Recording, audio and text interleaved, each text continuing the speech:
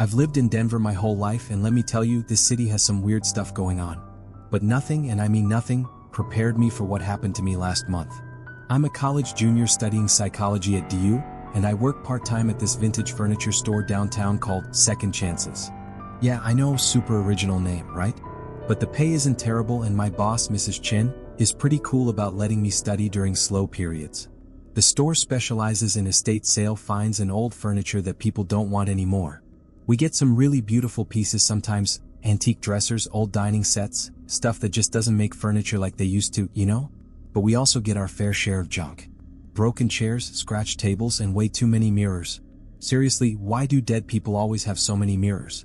Mrs. Chin always says mirrors are hard to sell because people get superstitious about them. Too much history, she'd tell me in her broken English. People think mirrors hold memories. I used to laugh at that. Used to. It was a Tuesday morning in October when everything started going sideways. I was working alone because Mrs. Chen had a doctor's appointment, and this older guy came in with a moving truck full of stuff from his grandmother's house. Poor dude looked exhausted. You could tell this whole cleaning out the house thing was wearing on him. She passed last month, he explained as we started unloading boxes. 93 years old. Lived in the same house for 60 years. You wouldn't believe the stuff she kept. I helped him carry in box after box of random household items. Most of it was typical estate sale material, old dishes, books that smelled like mothballs, jewelry boxes with broken hinges. But then we got to the furniture, and that's when I saw it. The mirror was gorgeous, I'll give it that. It was this massive antique thing, probably from the 1920s or 30s, with an ornate silver frame that had these weird geometric patterns carved into it. The glass was that old-style mirror glass that's slightly darker than modern mirrors, giving everything a kind of vintage filter. "This is beautiful," I said, running my hand along the frame. "Art Deco style, right?" The guy nodded, but he looked uncomfortable. "Yeah, it was in her bedroom for as long as I can remember. Honestly, I was hoping you guys would take it. I tried posting it online, but..." He trailed off and shrugged. "But what?" "People keep backing out. I've had like 6 people say they want it, then change their minds. One lady even drove all the way over to look at it, took one look and just left. Didn't say a word. I figured people were just flaky about big purchases. The mirror was probably worth a few $100s, and not everyone wants to commit to something that size." "Well, we'll definitely take it," I assured him. Mrs. Chin loves unique pieces like this. We managed to get it inside and propped up against the back wall where we display the larger furniture pieces. The whole time I kept catching glimpses of myself in it as we moved other stuff around, and I swear it was the most flattering mirror I'd ever seen.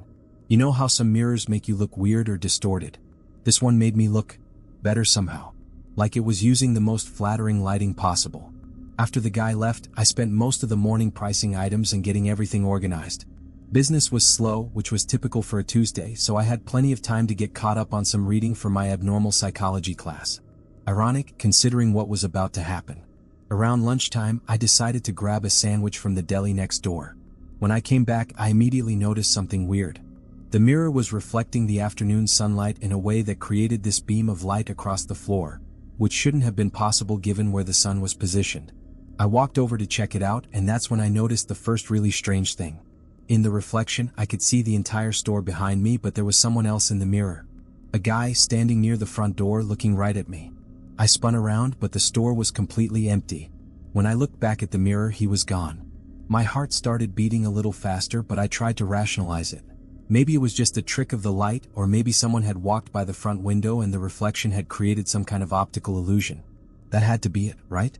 But then it happened again around 3 o'clock.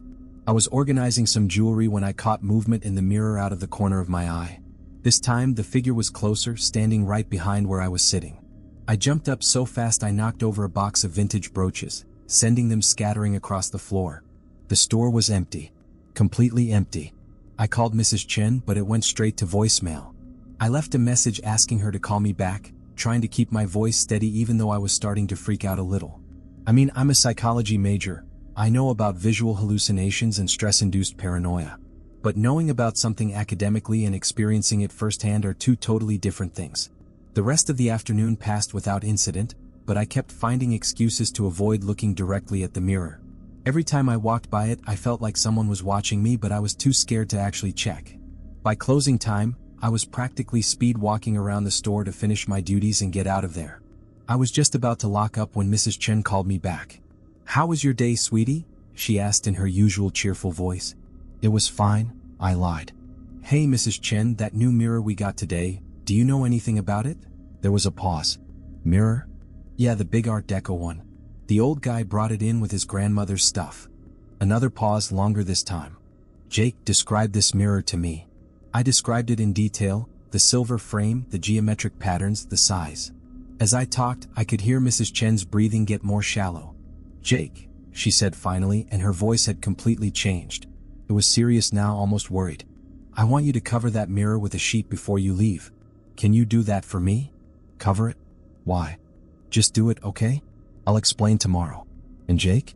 Don't look into it anymore tonight. Promise me." I promised, even though I thought she was being weird about it.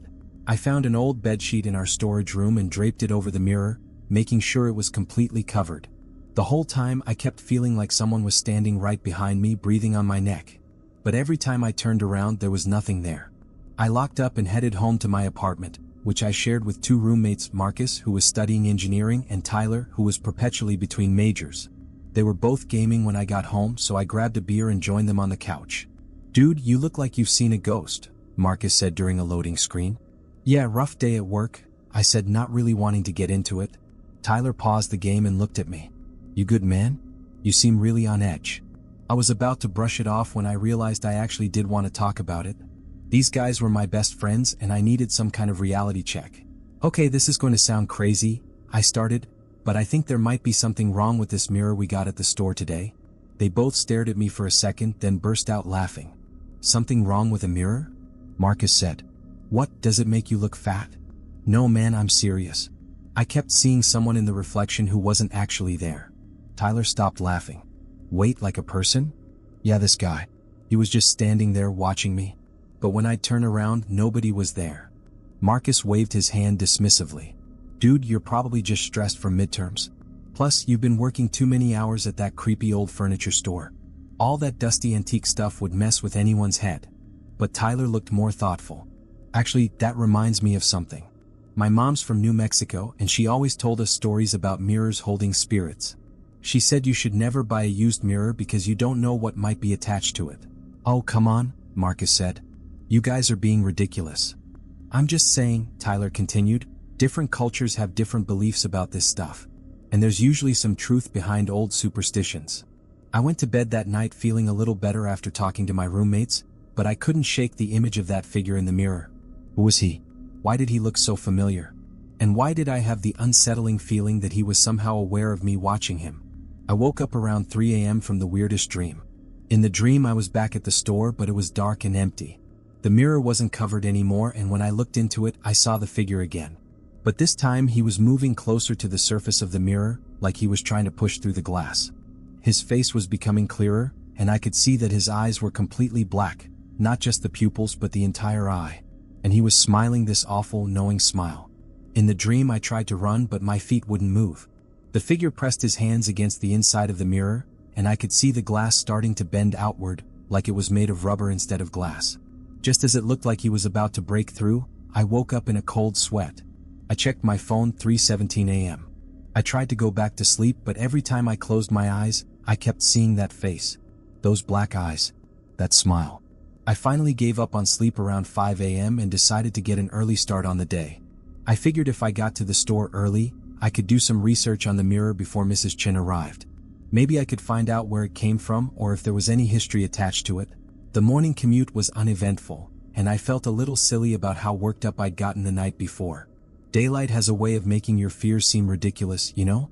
I unlocked the store and flipped on the lights, determined to approach this whole situation rationally. The mirror was still covered with the sheet, exactly as I'd left it.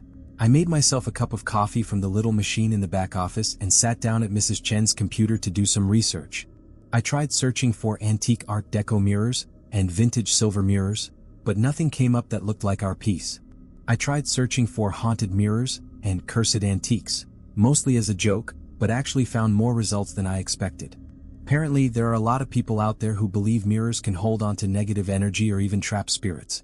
Most of it seemed like typical internet nonsense, but one article caught my attention. It was from a paranormal research blog and it was titled "The Mirror Man, a Denver Urban Legend." My blood ran cold as I read. For the past 50 years, residents of Denver have reported encounters with what locals call the Mirror Man. Witnesses describe seeing a dark figure in mirrors, always the same person, a tall man with completely black eyes who appears to be trying to communicate or escape from within the reflection. The figure is most commonly seen in antique mirrors, particularly those from estate sales or deceased persons' belongings. The article went on to describe several reported encounters, and they all sounded remarkably similar to what I'd experienced. People would see the figure watching them from mirrors, always when they were alone. Some reported that the figure would follow them from mirror to mirror in their homes. Others claimed that the figure would appear in their dreams, trying to convince them to break the mirror to set him free. The most disturbing part of the article was the ending. While most encounters remain limited to visual sightings, there have been several reported cases of people who claimed the Mirror Man made physical contact with them. These individuals all reported the same thing, being touched by hands that were impossibly cold, leaving behind what they described as frostbite-like marks on their skin. 3 of these individuals were later found dead in their homes, with no apparent cause of death. Each was discovered sitting in front of a mirror, with their eyes turned completely black. I closed the laptop and sat back in my chair, my hands shaking slightly. This had to be coincidence, right? Just some urban legend that happened to match what I'd experienced. But that nagging voice in the back of my head was telling me that maybe, just maybe, there was more to this than I wanted to admit. I looked at the covered mirror across the store, and for just a second I could swear I saw the sheet moving slightly, like something was trying to push against it from behind. That's when I heard Mrs. Chen's key in the front door. "Morning, Jake," Mrs. Chen called out as she walked in, but her voice was different than usual. Strained, like she hadn't slept well either. "Hey, Mrs. Chen," I said, quickly minimizing the browser window. "You're here early." She set her purse down behind the counter and looked directly at the covered mirror. "We need to talk about that thing," she said, nodding toward it. "But first, tell me exactly what you saw yesterday. Don't leave anything out." I recounted everything, the figure in the reflection, the way he seemed to be watching me, how he appeared twice when the store was completely empty. Mrs. Chen listened without interrupting, her face growing more concerned with each detail. When I finished, she was quiet for a long moment. Then she walked over to the mirror and stood in front of it, still covered by the sheet. "My grandmother used to tell me stories," she said finally. "Back in China before she came to America. She said mirrors were doorways, portals between our world and other places. Most of the time these doorways stay closed. But sometimes something gets trapped between worlds." "Mrs. Chen, you don't seriously believe dash." She held up her hand to stop me. 40 years ago when I first opened this store, I got a mirror just like this one. Same style, same silver frame. A woman brought it in after her husband died." Mrs. Chen's voice got quieter. "I started seeing things in it too. A man just like you described. Black eyes. Always watching." My stomach dropped. "What happened?" I tried to ignore it at first. Figured I was just tired, stressed from running a new business. But it got worse. He started appearing in other mirrors, the bathroom mirror at home, my car's rearview mirror, even in store windows when I walked by. And the dreams. She shuddered. "He would talk to me in the dreams. Said his name was Vincent. Said he'd been trapped for so long and he just wanted to come home." I felt goosebumps rising on my arms. "Vincent? You know that name?" "No, it's just..." I paused, trying to remember where I'd heard it. I found this article online about the Mirror Man. It mentioned a Vincent, but I can't remember the details. Mrs. Chen nodded grimly. "Vincent Marsh. That was his full name. At least, that's what he told me." She walked behind the counter and pulled out an old photo album I'd never seen before. I did some research back then too. Found out about Vincent Marsh in the Denver Public Library's newspaper archives. She flipped through pages of old photographs and newspaper clippings until she found what she was looking for. "Here," she said, pointing to a yellowed newspaper article from 1967. The headline read, "Local Man Dies in Mysterious House Fire." Below it was a grainy black and white photo of a man in his 30s. Even in the poor quality image, I could see his eyes were unusually dark. Vincent Marsh, age 34, was found dead in his apartment on Capitol Hill after neighbors reported a fire. When firefighters arrived, they found Marsh's body in his bedroom, sitting in front of a large antique mirror. Strangely, while Marsh's body showed signs of severe burns, the rest of the apartment was untouched by flames. The mirror was also undamaged. Cause of death remains under investigation. I stared at the photo and that familiar feeling washed over me again. This was definitely the face I'd been seeing in the mirror. "But how is that possible?" I asked. I mean, even if you believe in ghosts or whatever, why would he be trapped in mirrors? And why does he keep showing up in different ones? Mrs. Chen closed the album. That's the thing, I don't think he's trapped in the mirrors themselves. I think he's trapped in the space between reflections. And every antique mirror becomes a potential doorway for him. What happened to your mirror? The first one you had. Her expression darkened. I tried everything to get rid of him. Covered the mirror, moved it to storage, even tried to sell it. But he kept appearing. Finally, I couldn't take it anymore. She paused. I smashed it with a hammer. Did that work? For a while. But Jake. She looked me straight in the eyes. When I broke that mirror, something else happened. For just a second, as the glass shattered, I saw him step out of it. Into the store. He was only visible for maybe 2 seconds, but he was there, in our world. Then he just disappeared. The temperature in the store seemed to drop 10 degrees. He escaped. I don't know. I hoped I'd destroyed whatever was holding him, set him free to move on. But then, a few months later, I started hearing stories from other antique dealers around town. People reporting the same thing, a man with black eyes appearing in their mirrors. Always antique mirrors. Always estate sale pieces. I thought about the article I'd read online. Mrs. Chin, have you ever heard of anyone dying after seeing him?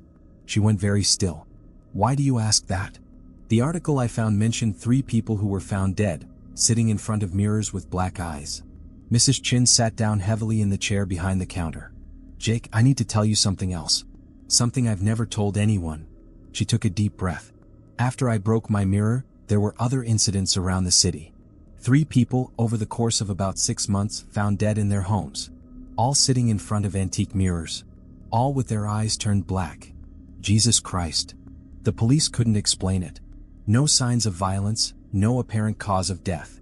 They ruled them as unexplained deaths and eventually stopped investigating. She looked at me with genuine fear in her eyes. I've always wondered if breaking that mirror somehow made him stronger. Like maybe I didn't set him free, maybe I made it easier for him to affect people in our world. We stood there in silence for a moment, both staring at the covered mirror. I could feel my heart pounding in my chest. So what do we do? I asked finally. I don't know. Last time I acted out of desperation and fear. This time we need to be smarter about it.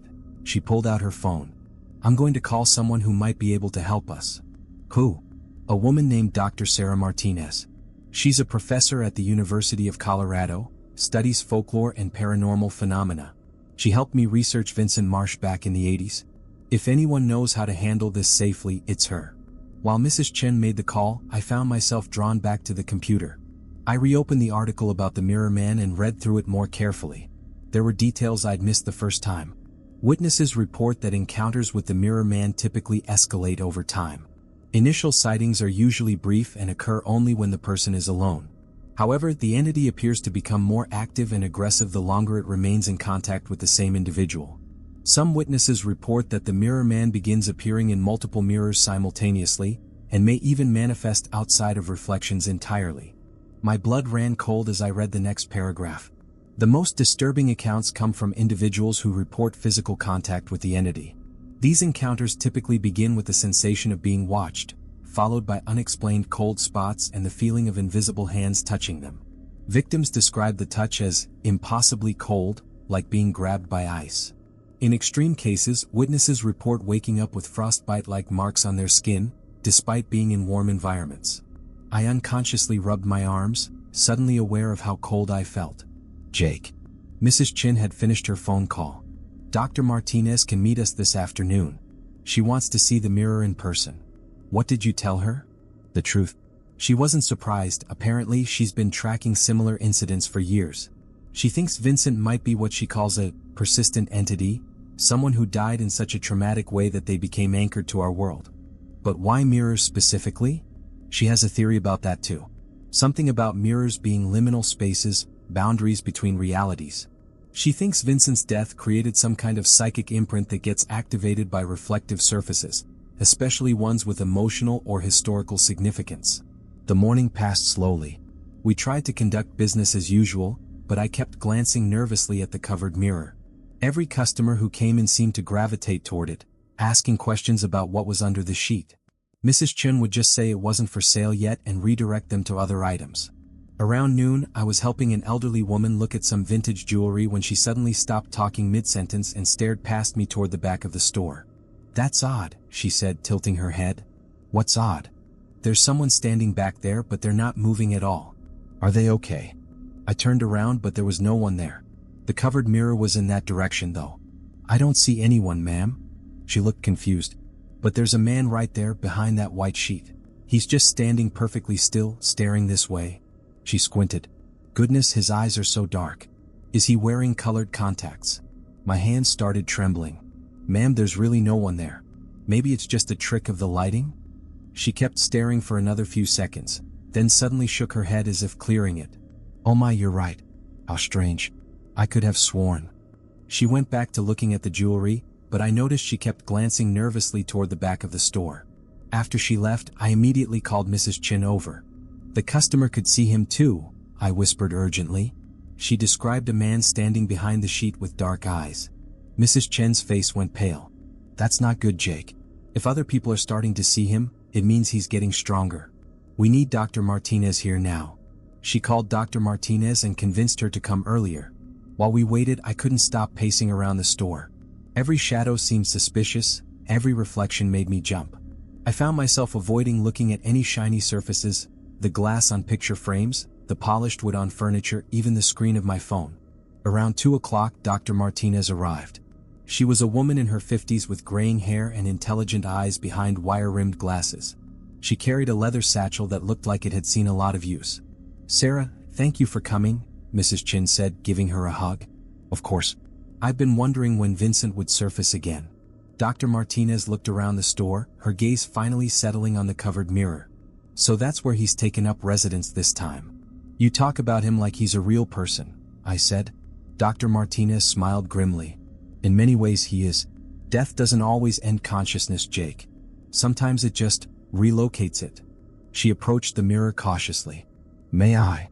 Mrs. Chin nodded, and Dr. Martinez carefully lifted one corner of the sheet to peek underneath. She immediately dropped it back down. "Oh yes, he's definitely in there. And he's aware of us." She turned to me. "You're the one who's been seeing him?" "Yeah. Started yesterday when the mirror came in." "Any physical contact? Cold sensations, unexplained marks on your skin?" "Well, I have been feeling cold around the mirror. And last night I had this really vivid dream." "Tell me about the dream." I described the nightmare, Vincent pressing against the glass trying to break through, his black eyes and that awful smile. Dr. Martinez listened intently, taking notes in a small notebook. "Classic manifestation pattern," she said when I finished. "He's testing the boundaries, seeing how much influence he can exert. The fact that other customers are starting to see him is concerning." "What does that mean?" Mrs. Chin asked. "It means Vincent is drawing energy from somewhere, getting stronger. Usually that energy comes from the primary witness, in this case Jake." She looked at me seriously. "Have you been feeling unusually tired lately? Drained?" Now that she mentioned it, I had been feeling exhausted even though I'd been getting plenty of sleep. "Yeah, actually, I've been really wiped out. He's feeding off your life energy, using it to manifest more strongly in our world. If we don't stop this soon, there's a real danger that he could break free from the mirrors entirely." "Is that what happened to those people who died?" I asked. Dr. Martinez's expression grew grave. "I believe so. Vincent doesn't just want to escape the mirrors, he wants to live again. And the only way he can do that is by taking someone else's life force completely." The three of us stood there in tense silence, the weight of her words sinking in. "So how do we stop him?" Mrs. Chin asked finally. "Well, we can't just smash the mirror again. That didn't work last time and it might make things worse." Dr. Martinez opened her satchel and pulled out several items: candles, what looked like sea salt, and an old leather-bound book. "We need to perform a proper banishing ritual. Send him back to whatever realm he belongs in and seal the doorway permanently." "You mean like an exorcism?" "Something like that, yes. But first, we need to understand exactly what we're dealing with." She looked at the mirror again. "I need to communicate with him directly. Is that safe?" I asked, not liking where this was going. "Probably not. But it's necessary. Vincent has been trapped between worlds for over 50 years. He's angry, desperate, and getting stronger. If we don't act soon, I'm afraid Jake might become his fourth victim." Just then, all the lights in the store flickered simultaneously. The temperature dropped so suddenly that we could see our breath. And from behind the sheet covering the mirror came the sound of someone slowly clapping. The Mirror Man Part 3. The clapping was slow, deliberate, mocking. Like someone appreciating a performance they found amusing. All three of us froze, staring at the covered mirror as the sound continued for what felt like an eternity but was probably only 10 seconds. When it stopped, the silence was somehow worse. "Well," Dr. Martinez said quietly, "I'd say he's definitely listening to our conversation." Mrs. Chin grabbed my arm.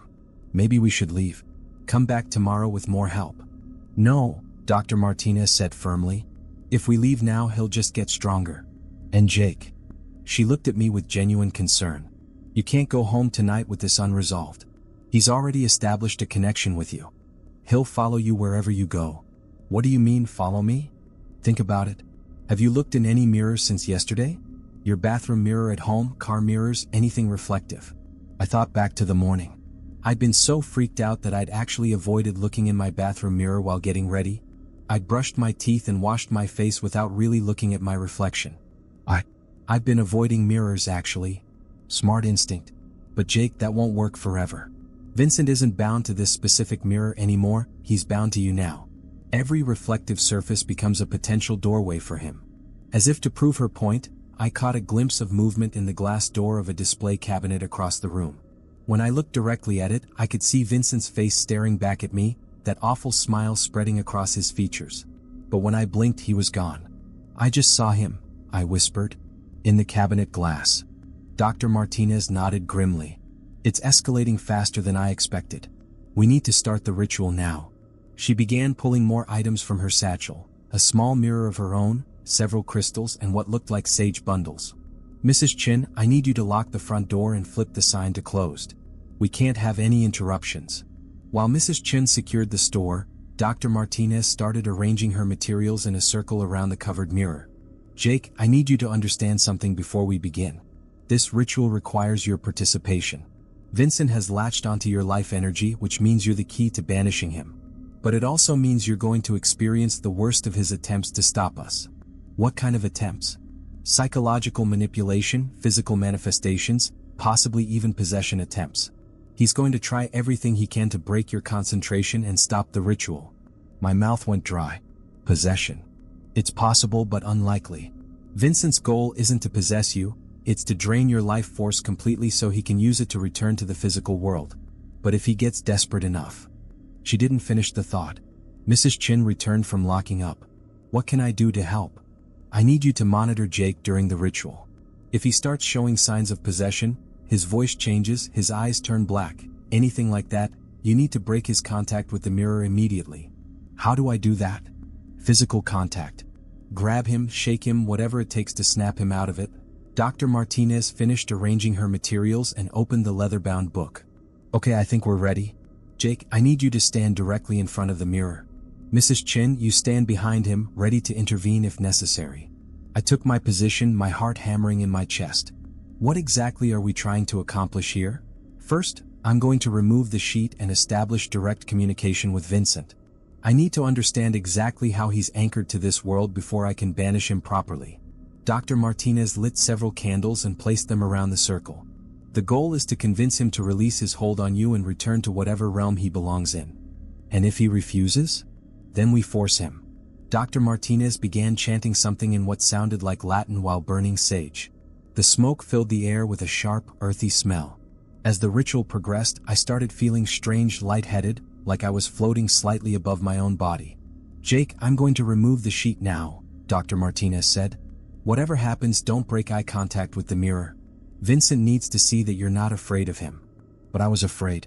Terrified, actually. My hands were shaking as Dr. Martinez reached for the corner of the sheet. She pulled it away in one quick motion, and immediately the temperature in the room plummeted. The mirror's surface rippled like water, and Vincent stepped into view. Not a reflection this time, he was actually standing inside the mirror, as if it were a window into another room. He looked exactly like the newspaper photo, except his eyes were completely black now, like looking into empty sockets. He was wearing a suit that might have been fashionable in the 1960s, but it was charred and tattered as if he'd been in a fire. "Hello, Jake," he said, and his voice seemed to come from everywhere at once. "I've been waiting to meet you properly." I tried to speak, but no words came out. Dr. Martinez stepped up beside me. Vincent Marsh. You died in 1967. Your time in this world is over. Vincent laughed, and the sound made the glass in every frame around the store vibrate. Sarah Martinez. Still playing with forces you don't understand, I see. His black eyes fixed on her. You helped that Chinese woman destroy my first doorway. That was very rude. You were terrorizing innocent people. I was trying to come home. His voice rose to an almost inhuman shriek, and several of the candles flickered. Do you have any idea what it's like being trapped between worlds for 50 years? Watching life go on without you, unable to touch anything, unable to feel anything. That doesn't give you the right to steal other people's lives, Dr. Martinez said firmly. Vincent's attention turned back to me. Jake understands, don't you? You felt it, the cold, the loneliness. When you look in mirrors now, you see me, but you also see how empty your own reflection looks. I can fix that. I can make you feel alive in ways you've never imagined. As he spoke, I did start to feel something. A strange pulling sensation, like he was drawing something out of me. The room began to spin, and I had to grab onto a nearby chair to keep from falling. Jake. Mrs. Chen's voice sounded distant, muffled. He's trying to drain you, Dr. Martinez said urgently. Fight it. Focus on my voice. But Vincent's presence was overwhelming. I could feel my life force being pulled toward him, and part of me wanted to let it happen. The exhaustion I'd been feeling for days was getting worse, but there was also a strange sense of peace, like falling asleep after being awake too long. That's it, Vincent whispered. Just let go. Stop fighting. I'll make it quick. Through the growing haze, I heard Dr. Martinez begin chanting more loudly, more urgently. The smell of burning sage intensified, and I felt Mrs. Chen grab my shoulders from behind. Jake, stay with us. I tried to focus on her voice, but Vincent was getting clearer, more solid. I could see details now that I couldn't before, the burn marks on his skin, the way his suit was singed around the edges, the desperate hunger in those black eyes. You want to know how I died? He asked, still drawing energy from me. I was an antique dealer just like your boss. I specialized in mirrors, had a whole warehouse full of them. Beautiful pieces from all over the world. As he spoke, images began flashing in my mind. I could see Vincent as he was in life, a handsome man with normal brown eyes, passionate about his work, surrounded by dozens of mirrors in a cluttered warehouse space. But I made a mistake, he continued. I bought a mirror from an estate sale without researching its history first. It had belonged to a woman who practiced black magic, used it for scrying and communicating with spirits. When I brought it to my warehouse, it opened a doorway to somewhere else. Somewhere dark. The images in my mind grew more disturbing. I could see shadows moving between the mirrors, things that weren't quite human reaching through the reflective surfaces. They wanted into our world, these shadow entities. And they were willing to make a deal. They would let me live if I helped them cross over. All I had to do was find them suitable hosts. You were working with them, Dr. Martinez said, her voice strained from the chanting. At first, but then I realized what they really were. They weren't just looking for hosts, they were looking to replace humanity entirely. So I tried to stop them. I gathered all my mirrors into one room and started a fire, hoping to destroy the doorways. The final image hit me like a physical blow. Vincent, surrounded by dozens of burning mirrors, the glass cracking and shattering as something dark and terrible poured through the gaps between worlds. The entities weren't destroyed by the fire, they were freed by it. But it was too late, Vincent whispered. The doorways were already open. The shadows escaped into the world and he gestured to his burned form. I got caught between dimensions when the mirrors shattered. Trapped in the space between reflections. Where are they now? I managed to ask, though my voice sounded like it was coming from far away. The shadow entities? Vincent smiled that horrible smile. Still here. Still looking for suitable hosts. And Jake. His eyes locked onto mine. They've been waiting for someone like you. Someone sensitive enough to see between worlds. That's when I realized the truth. Vincent wasn't just trying to steal my life force to return to the physical world. He was trying to make me into a doorway for something much worse. Dr. Martinez. I shouted, finding my voice again. He's not alone. There are other things trying to come through. But even as I spoke, the mirror began to change. The surface rippled more violently, and I could see shapes moving in the darkness behind Vincent. Lots of shapes. They were pressing against the barrier between worlds, trying to push through. Vincent's form started to become more solid, more real. Thank you, Jake. You've given me almost enough energy to break through completely. Sarah, do something. Mrs. Chin screamed. Dr. Martinez was frantically flipping through her book, chanting in multiple languages now. But Vincent was already stepping forward, his hand reaching toward the surface of the mirror from the inside. His fingers touched the glass, and instead of hitting a solid surface, they passed right through. He was breaking into our world.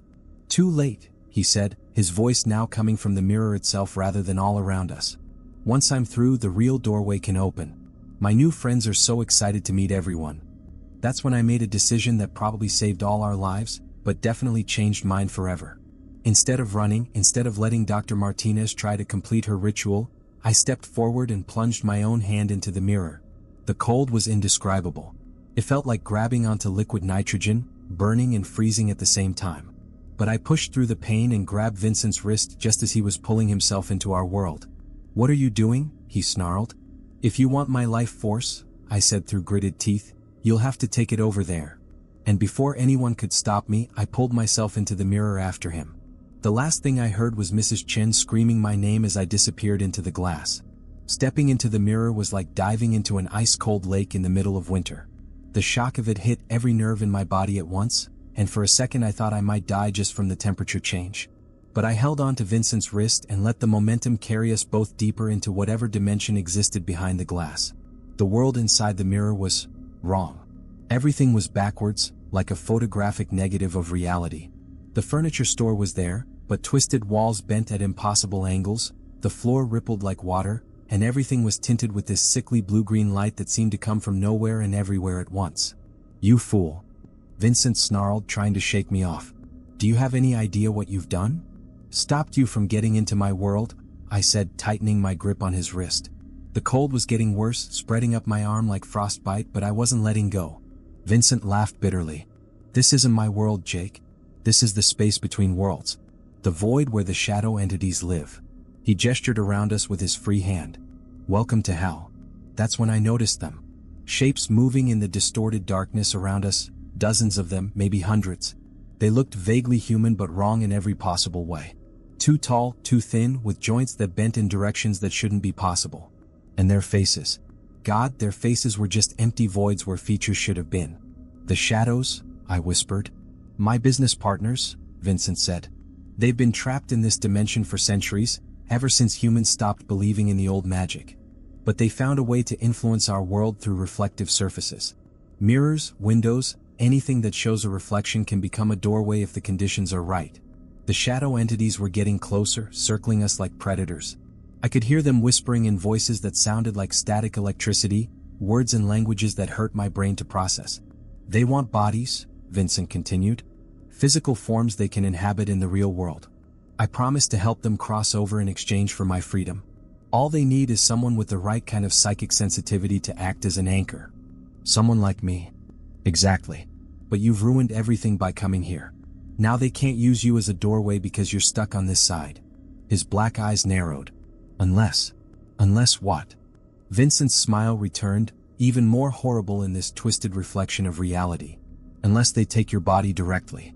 Possession instead of possession through reflection. It's messy, but it'll work." The shadow entities were close enough now that I could feel their presence like ice water in my veins. One of them reached out with what might have been an arm, and where it touched my shoulder, my skin went completely numb. That's when I heard Dr. Martinez's voice, distant and muffled, like she was shouting through thick glass. "Jake, can you hear me?" I looked around and spotted the mirror's surface. From this side, it looked like a window back into the real world. I could see Dr. Martinez and Mrs. Chen standing in front of it, both of them pressing their hands against the glass. "I can see them," I shouted back, hoping they could hear me. "We're going to pull you out," Dr. Martinez called. "But you need to break your connection with Vincent first." "How?" "The ritual. I'm going to complete the banishing spell, but Vincent has to willingly release his hold on you." Vincent laughed. "Never going to happen. I've been trapped here for 50 years, I'm not giving up my chance at freedom." But I had an idea. A terrible, probably suicidal idea, but an idea nonetheless. "Vincent," I said, "what if there was another way? What if instead of stealing my life to escape, you helped me send these shadow things back where they came from?" "Why would I do that?" "Because look around you, man. This isn't living, this is just existing in a nightmare. You've been here for 50 years and it's driven you completely insane. Is this really better than just moving on?" For the first time since I'd met him, Vincent looked uncertain. The shadow entities seemed to sense his hesitation and pressed closer, their whispers getting more urgent. "You don't understand," he said. "I can't move on. When I died in that fire, when I got caught between dimensions, it severed my connection to whatever comes after death. I'm stuck here unless I can find a way back to the living world. But what if that's not true? What if the only thing keeping you here is your fear of letting go?" Vincent stared at me for a long moment. Around us, the shadow entities were getting agitated. I could feel their anger like a physical pressure in the air. "Even if you're right," he said finally, "it doesn't matter. They won't let me go." He nodded toward the shadows. "I made a deal with them. They own me now." That's when I remembered something from my abnormal psychology classes, the concept of learned helplessness. Sometimes people become so convinced they're trapped in a bad situation that they stop trying to escape, even when escape becomes possible. "Vincent, listen to me. You said these things have been trapped here for centuries, right? So how powerful can they really be? If they were so strong, why would they need human help to cross over into our world?" His expression changed slightly. I could see him thinking. "They're parasites," I continued. "They can't create, they can only take. But you're human. You have something they don't have." "What?" "Choice. Free will. The ability to change your mind." I looked directly into his black eyes. "You can break the deal, Vincent. They might have convinced you that you can't, but that doesn't make it true." The shadow entities were surrounding us now, their whispers turning into angry hisses. One of them reached for Vincent and he actually flinched away from it. "They're afraid," I realized. "They're afraid you might actually do it. Jake." Dr. Martinez's voice was getting more urgent. "Whatever you're doing, do it faster. The barrier between dimensions is getting weaker." I could see what she meant. The mirror's surface was starting to ripple more violently, and cracks were appearing in the twisted version of reality around us.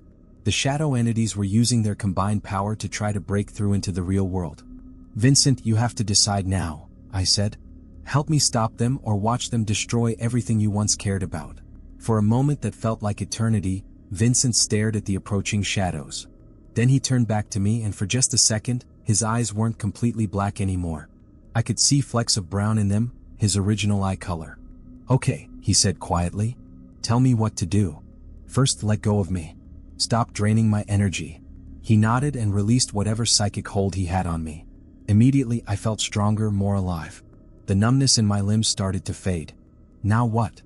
Now we get out of here and let Dr. Martinez complete her banishing ritual. But the shadow entities weren't going to make it that easy. As soon as they realized Vincent was turning against them, they attacked. It's hard to describe what it's like being touched by something that shouldn't exist. The shadow that grabbed my arm didn't just make it cold, it made it feel like the arm had never existed, like it was just empty space shaped like flesh. Another one wrapped around Vincent, and I could see his form starting to fade, like they were erasing him from existence. "The mirror!" I shouted, fighting against the entities holding me. "We have to get to the mirror." Vincent was struggling too, but he was weaker than me. 50 years in this place had taken a toll on him. "I can't, they're too strong." That's when Mrs. Chen saved our lives. From the other side of the mirror, I saw her grab one of Dr. Martinez's candles and hold it up to the glass. The flame couldn't pass through the barrier between dimensions, but the light could. And these shadow entities, whatever they were, clearly didn't like light. The ones holding us recoiled with sounds like steam hissing from a kettle. Vincent and I broke free and ran for the mirror's surface. "Sarah," I shouted as we reached it, "can you pull us through?" "Grab my hands," she called back. I could see her pressing her palms against the glass from the other side. I matched the position with my own hands, and felt a strange tingling sensation as our palms connected through the dimensional barrier. "Vincent, you too." He hesitated for a second, looking back at the shadow entities. They were regrouping, gathering for another attack. "I don't know if I can cross over," he said. "I might not be solid enough in your world. There's only one way to find out." He placed his hands next to mine on the mirror's surface, and Dr. Martinez began chanting again. This time, instead of trying to banish Vincent, she was trying to pull us both back into the real world. The sensation was like being turned inside out. Reality twisted and stretched, and for a moment I felt like I was being torn apart at the molecular level. Then, suddenly, I was falling backward onto the cold floor of the furniture store. Mrs. Chen was there immediately, helping me sit up. "Jake, are you okay?" I looked around, disoriented. We were back in the real world, but something was wrong. The mirror was still active, I could see the shadow entities pressing against the glass, trying to break through. "Where's Vincent?" Dr. Martinez pointed to the mirror. Vincent was standing in front of it, but he was translucent now, like a ghost. He was facing the shadow entities, blocking their path to our world. "I can't cross over completely," he called to us without turning around. "But I can hold them back long enough for you to complete the banishing." "Vincent, get away from there," I shouted. "No. This is my fault. I brought them here in the first place. It's my responsibility to send them back." He looked over his shoulder at me and his eyes were completely brown now, human again. "Besides, you were right. It's time for me to let go." Dr. Martinez was already chanting the banishing spell, her voice echoing through the store. The mirror's surface began to change, becoming less reflective, more like ordinary glass. The shadow entities realized what was happening and made one last desperate attempt to break through. They swarmed Vincent, trying to tear through him to reach our world. But Vincent held his ground. "Tell them," he said to me as the entities engulfed him. "Tell them the mirror man is gone. Tell them I'm finally free." The mirror flashed with brilliant white light, so bright I had to close my eyes. When I opened them again, the glass was just glass. No reflection, no movement, nothing supernatural about it at all. Vincent was gone. The shadow entities were gone. And I was back in the real world, alive and whole. Dr. Martinez collapsed into a chair, exhausted from the ritual. Mrs. Chen was crying, whether from relief or grief I couldn't tell. "Is it over?" I asked. "It's over," Dr. Martinez confirmed. "The dimensional doorway is sealed. Vincent and the shadow entities are back where they belong, hopefully at rest now." We sat in silence for a while, all of us trying to process what had just happened. Finally, Mrs. Chen stood up and walked over to the mirror. "What do we do with this?" she asked. "Destroy it," Dr. Martinez said without hesitation. "But carefully. We don't want to accidentally create new doorways." Mrs. Chen nodded and went to get a hammer from the back room. As she walked away, I noticed something on the floor near the mirror, a small piece of paper. I picked it up and recognized it immediately. It was the newspaper clipping about Vincent Marsh's death, the one Mrs. Chen had shown me from her photo album. But now there was something written on it in faded ink that hadn't been there before. "Thank you for helping me remember who I used to be. VM." I showed the note to Dr. Martinez. She smiled sadly. "He found peace," she said. "That's more than most spirits ever get." Mrs. Chen returned with the hammer, and together we carefully smashed the mirror into pieces. As each shard hit the floor, I felt a little lighter, like a weight I didn't know I'd been carrying was finally lifted. We swept up the pieces and disposed of them in several different dumpsters around the city, just to be safe. Dr. Martinez said it was probably overkill, but none of us wanted to take any chances. That was 3 weeks ago. Life has pretty much returned to normal. I'm back to my regular schedule at work and school. My roommates have stopped asking why I avoid mirrors, and I've been sleeping better than I have in months. But I'd be lying if I said the experience didn't change me. I'm more aware now of the thin places in the world, the spots where reality gets a little flexible. And sometimes, late at night when I'm walking home from the bus stop, I catch glimpses of things that probably aren't there. The difference is, now I know that not all urban legends are just stories. Some of them are warnings. And some of them are cries for help from people who got lost between worlds and just want to find their way home. Mrs. Chin decided to get out of the antique business after our encounter. She's thinking about opening a coffee shop instead, something with no history, no emotional baggage, nothing that could potentially harbor supernatural entities. I told her I'd be her first customer. As for Dr. Martinez, she's documenting our experience for her research. She says cases like ours are rare but not unheard of, and that sharing the story might help other people who encounter similar situations. Which brings me to why I'm telling you all this. If you ever find yourself in a vintage store or an estate sale, and you see an antique mirror that seems just a little too perfect, just a little too flattering, walk away. Don't buy it, don't even look into it for too long. Because somewhere out there, in the spaces between reflections, there might be someone waiting. Someone who's been trapped for so long that they've forgotten what it means to be human. And while Vincent found peace in the end, not all lost souls are as lucky as he was. The mirror man is gone now, but the city is full of old mirrors, old furniture, old secrets. And sometimes, when the light hits them just right, you might see something looking back at you that shouldn't be there. If that happens, remember Vincent's story. Remember that even the scariest urban legends usually started with someone who was just lost and looking for help. But also remember that sometimes, the kindest thing you can do for a lost soul is help them find the courage to finally let go. Trust me on this one. I've been there and I've got the frostbite scars to prove it.